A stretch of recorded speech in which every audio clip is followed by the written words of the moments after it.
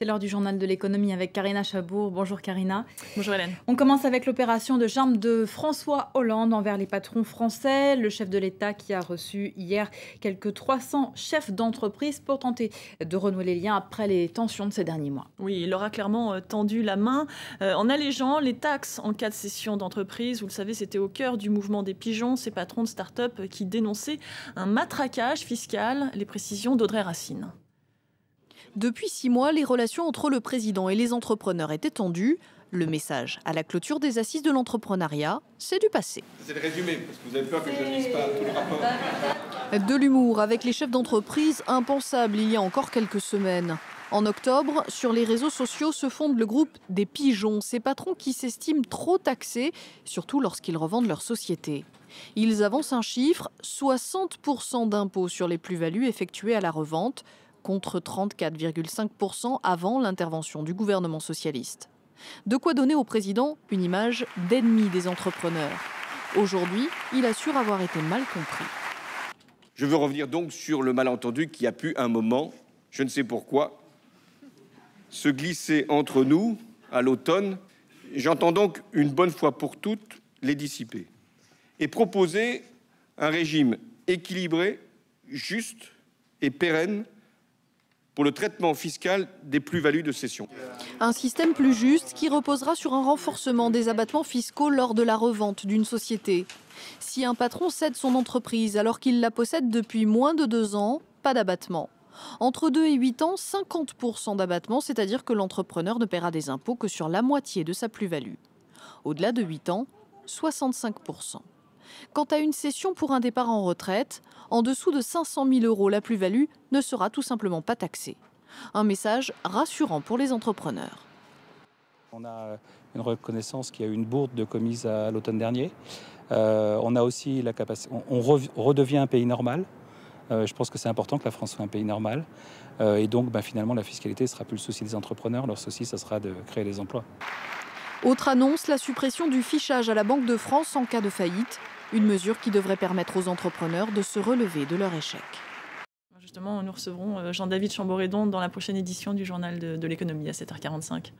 On va parler argent maintenant et on va bientôt avoir de nouveaux billets de 5 €. Dès jeudi, les nouveaux billets seront disponibles en Europe dans les guichets et dans certains distributeurs. Le nouveau billet de 5 €, vous le voyez, sera le premier de la nouvelle série Europe, arborant le portrait de la princesse grecque du même nom.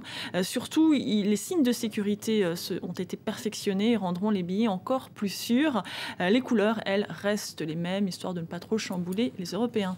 Les Britanniques, eux, vont eux aussi avoir leur nouveau billet. Oui, mais ceux-ci n'afficheront pas de figure mythologique, mais celle de Winston Churchill et sa célèbre formule « Je n'ai rien d'autre à offrir que du sang, de la peine, des larmes et de la sueur », signe que l'austérité est de rigueur outre-Manche. Winston Churchill rejoint ainsi Charles Dickens et William Shakespeare, mais avant de pouvoir s'en servir, il faudra encore patienter. Les billets ne seront pas disponibles avant 2016. On regarde maintenant la tendance sur les marchés asiatiques. Pas de tendance très nette sur les places asiatiques. La bourse de Tokyo baisse actuellement sur fond de hausse du yen. Les places de Hong Kong et de Séoul sont en nette hausse. Celle de Shanghai reste fermée. Et puis hier, Wall Street a terminé en hausse. Le S&P 500 a même battu un nouveau record historique dans un marché encouragé par la fin de la passe politique en Italie et un bon chiffre sur le logement aux États-Unis. On en vient à l'actualité des entreprises en bref et en images. Alibaba, le géant du e-commerce chinois, a fait ses emplettes. Dans son panier, 18% du capital de Weibo, le Twitter chinois. Montant de l'achat, 580 millions de dollars. Objectif pour Alibaba, inciter les 500 millions d'utilisateurs de Weibo à venir acheter sur ses sites. L'appétit des Chinois pour les nouvelles technologies ne faiblit pas. Avec 69 millions d'unités vendues l'an dernier, le pays est devenu le premier marché du PC au monde, devant les États-Unis.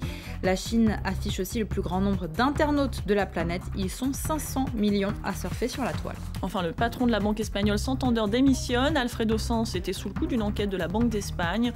Il avait été condamné en 2011 à une courte peine de prison pour avoir déposé une fausse plainte contre des clients afin de récupérer des crédits impayés. Il avait finalement été gracié quelques mois plus tard.